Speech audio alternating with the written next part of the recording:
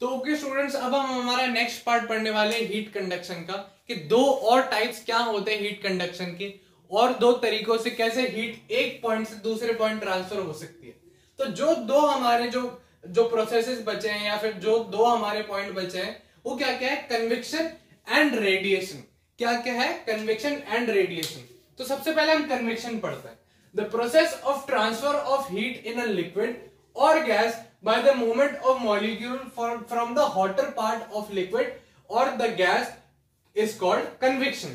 अब ये प्रोसेस क्या कह रहा है, इस प्रोसेस की डेफिनेशन क्या कहती है, अब हम वो समझते हैं वर्ड बाय वर्ड। ठीक है, the process of transfer of heat, heat का एक पॉइंट से दूसरे पॉइंट पर जाना, ट्रांसफर होना, इन लिक्विड और गैस, किसी भी लिक्विड में या गैस में। क्योंकि अगर हम ध्यान से समझे ये सॉलिड में नहीं हो सकता, सॉलिड में हीट ट्रांसफर होती है लेकिन कन्वेक्शन से नहीं हो सकती, क्योंकि कन्वेक्शन पे हमें क्या चाहिए, एक मॉलिक्यूल चाहिए। ठीक है, हमें मॉलिक्यूल से करना है सारा काम। तो सॉलिड में मॉलिक्यूल तो मूव करेंगे नहीं, या फिर मॉलिक्यूल तो इधर उधर जाएंगे नहीं, ये तो कंडक्शन बन जाएगा। इसलिए हमें क्या करना है, the process of transfer of heat in liquid और गैस, सिर्फ लिक्विड और गैस में ही होगा ये, by the moment of molecule, क्योंकि मॉलिक्यूल मूव करे from hotter to the colder part of liquid और गैस इज कॉल्ड कन्वेक्शन। जैसा हमने पढ़ा था हीट का क्या फ्लो होता है, हीट जो होती है वो हॉटर रीजन से कोल्डर रीजन पर जाती है। ठीक है, ये हमने फ्लो समझा था। तो इसी फ्लो में जो मॉलिक्यूल है वो मूव करेगा। जब इस तरीके से मॉलिक्यूल मूव करेगा कि एक हॉटर रीजन से कोल्डर रीजन में लिक्विड या फिर गैस के थ्रू जो हीट है वो ट्रांसफर हो रही है, तो उस प्रोसेस को हम क्या बोलेंगे, कन्वेक्शन। क्या बोलेंगे, कन्वेक्शन। ठीक है, तो जो नेक्स्ट अब जो इसके हमको एक्टिविटी दी हुई है या फिर जो हमको इसका जो डायग्राम दिया हुआ है वो क्या कहना चाहता है और उसकी प्रोसेस क्या है। ठीक है, अब हमने क्या किया, एक बीकर लिया फिल्ड विथ वाटर, एक पानी से भरा हुआ हमने बीकर लिया। ठीक है, बीकर में हमने क्या किया, पोटेशियम परमैंगनेट डाला। पोटेशियम परमैंगनेट एक केमिकल आता है। ठीक है, अब आप इसको ज्यादा मत समझिए, बस एक केमिकल होता है। इसको हमने पानी में डाला है, पर्पल कलर का होता है। ठीक है, तो जब हमने इसको पानी में डाला तो नीचे सेटल होता है, ये नीचे नीचे नीचे नीचे पानी में, ऐसे बीकर के अंदर एक बीकर है, इस बीकर के अंदर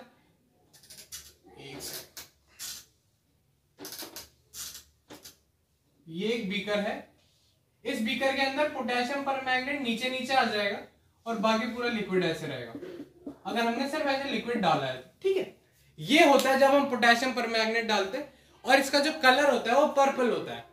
तो ये है एक पोटेशियम परमैंगनेट और उसके अंदर हमने पानी मिला रखा है। तो अब क्या किया हमने, उस बीकर को हीट करना शुरू किया। उस बीकर को हम जैसे हीट करेंगे तो क्या होगा, कन्वेक्शन स्टार्ट होगा। अब क्या हुआ, जो नीचे वाले मॉलिक्यूल है वो बहुत ज्यादा हॉट हुए, तो उसको देखने के लिए क्या होगा, जो नीचे जो पर्पल पर्पल जो भरा हुआ था पोटेशियम परमैंगनेट, वो जैसे हीट हुआ, ये मान लीजिए ये पोटेशियम परमैंगनेट है, जैसे ये जो हीट होगा तो क्या होगा, इसमें जो हॉटर मॉलिक्यूल यानी जो गर्म वाला मॉलिक्यूल है वो ऊपर आके इकट्ठा हो जाएगा जो नीचे था। ठीक है, तो आप अगर ध्यान से देखें तो डायग्राम में भी हमने यही समझा कि एक प्रोसेस है, इसके अंदर हमने वाटर लिया है, पोटेशियम परमैंगनेट लिया है। ठीक है, उसको हमने हीट किया, हीट करने से क्या हो गया, उसकी लेयर ऊपर ऊपर सब मतलब ऊपर ऊपर सारा वो इकट्ठा हो चुका है, क्योंकि वो ज्यादा गर्म था और जो कोल्डर वाटर है वो नीचे आ चुका है। तो स्टूडेंट्स, हमें इस प्रोसेस के थ्रू बिल्कुल अच्छे से समझ आ जाता है what is heat conduction. Heat conduction क्या होता है, from hotter region to colder region अगर मॉलिक्यूल ट्रैवल करता है हीट कैरी करते हुए तो उसको हम कंडक्शन कहते हैं। अब जो नेक्स्ट हमारा पार्ट है वो है रेडिएशन। ये सुनने में बड़ा कंफ्यूजिंग लगता है और समझने में भी थोड़ा सा कंफ्यूजिंग लगता है, लेकिन अगर हमें इसके एग्जाम्पल देखना तो बहुत ईजी है। अब क्या, जब हम सर्दियों में किसी भी आग के पास में बैठते हैं तो हमें आग के काफी दूर बैठे हुए भी हमें उसकी गर्माश महसूस होती है। क्या होता है, अब आप सबको पता है कि अर्थ के बाहर कोई भी मतलब गैस नहीं है, कुछ भी एग्जिस्ट नहीं करता है, तो भी जो हीट लाइट है, जो सन की हीट लाइट है, वो भी अर्थ पे ट्रैवल करके आ जाती है। तो बाहर वैक्यूम है। क्या है, वैक्यूम, यानी कोई गैस नहीं है, कोई सॉलिड नहीं है, कोई लिक्विड नहीं है, उसके बावजूद क्या हो रही है, हीट आ रही है। जैसा हमने कन्वेक्शन में पढ़ा, कंडक्शन में पढ़ा, कुछ ना कुछ मीडियम लग रहा था। कन्वेक्शन में हमारे पास गैस और लिक्विड लग रहा था, कंडक्शन में हमारे पास मेटल लग रहा था। लेकिन रेडिएशन एक ऐसी प्रोसेस है जिसके अंदर हमें किसी भी तरीके का कोई भी मीडियम नहीं चाहिए। ठीक है, एग्जांपल आप समझ रहे हैं कि एक सन है, सन से जो हमारे लाइट आती है और हीट आती है, बाहर स्पेस में तो कोई भी मीडियम नहीं है, ना गैस है ना कोई सॉलिड है ना कोई लिक्विड है। उसके सॉलिड्स हैं लेकिन उसके थ्रू तो हमारे, या फिर जो हीट है उसके थ्रू तो नहीं आ रही है। ना कोई गैस है, बिना उसके भी हमारे जो सन रेज है वो ट्रैवल कर रही है।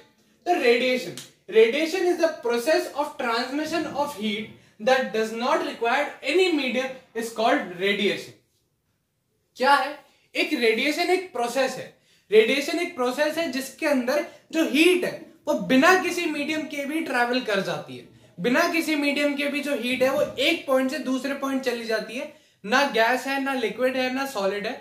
उसके बावजूद रेडिएशन का आपने एक एग्जांपल समझा, जो सन होता है, हम किसी आग के दूर बैठे होते हैं, वो हमारे थ्रू गैस से नहीं आ रही है हीट, वो हमारे सिर्फ एक रेडिएशन से आ रही है। तो रेडिएशन का आप सिंपल एग्जांपल और एक डायग्राम देखें तो ये मान लीजिए एक सैटेलाइट है, छोटी सी, मतलब एक ऐसा एग्जांपल जैसा समझ लीजिए। ये एक मान लीजिए सिर्फ प्लेट है।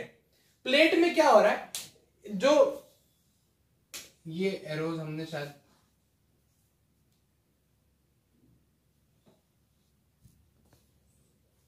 तो ये डायग्राम से हम क्या देखते हैं, जो हीट रेडिएट हो रही है बिना किसी मीडियम की हो रही है।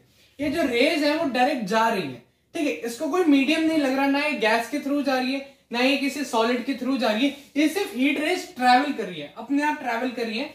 इसमें वो कुछ नहीं कर रहा है, इसमें कोई भी मीडियम कुछ काम नहीं कर रहा। तो the process of transmission of heat that does not require any medium is called radiation. तो एक बार आप कन्वेक्शन, रेडिएशन दोनों एक बार पूरी डेफिनेशन एक बार समझ लीजिए, रीड कर लीजिए। और ये जो डायग्राम है ना, इसके थ्रू एक बार समझने की कोशिश करना कि वाटर मॉलिक्यूल है वो ऊपर एक्यूमुलेट हो रहा है, हीट जो नीचे बन रही है उसमें, और इसमें हमारे पास कोई भी मीडियम नहीं है ट्रैवल करने के लिए। तो डायग्राम से क्या होगा, आपको डायरेक्ट चीजें समझ में आ जाएंगे, आपको जरूरत नहीं पड़ेगी डेफिनेशन याद करने की। अगर आपको डायग्राम समझ आता है तो आप पूरी डेफिनेशन खुद भी बना सकते। तो एक बार ये डायग्राम, ये एक बार जो हमने डेफिनेशन पढ़ी है एक बार रीड कीजिए और एक बार पूरा नोट कर लीजिए।